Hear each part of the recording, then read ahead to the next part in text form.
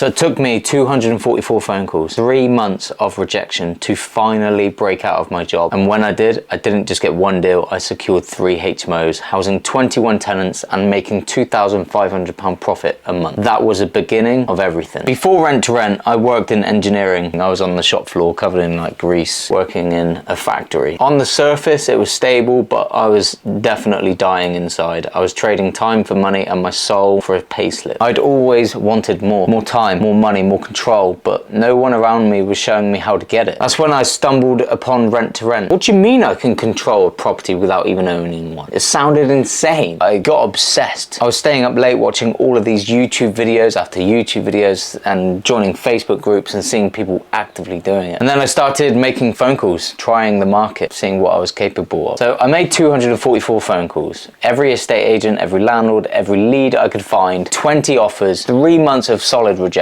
Most people quit at like 50 phone calls, but I wasn't most people because I wasn't looking for a win. I was looking for freedom. And then it happened. One agent called me back. This moment would never leave me, for 3 HMOs. Not for one property, but for 3. 3 HMOs, 21 tenants between them, £2,500 profit, no mortgage, no heavy deposits, just systems, setup, strategy. So that was my freedom fund. It was real now. From there, I scaled up. I went into sourcing. I packaged 8 rent-to-rent HMO deals and sold them to an investor. The average fee for one deal is £3,000. So one deal a month, that's £36,000 a year income. Then I pivoted again. I moved into serviced accommodation while still having my own HMO portfolio, turning ordinary places into high profit Airbnb units. So some people assume I started with social housing. I didn't. I built this the hard way. 3 HMOs, 21 tenants, sleepless nights, very stressed, repair bills, like tenants conflicting with each other. But I got very good at the operations before I outsourced a single thing. Only after I built the engine did I start handing over the keys. That's the difference. So people see the wins, but what they don't see is the cost. They don't see the anxiety before the first viewing, the panic when a tenant moves out, the very last minute, the self-doubt, the silence, the stress. But I'll tell you this one thing, every bit of it was better than watching life pass by in a job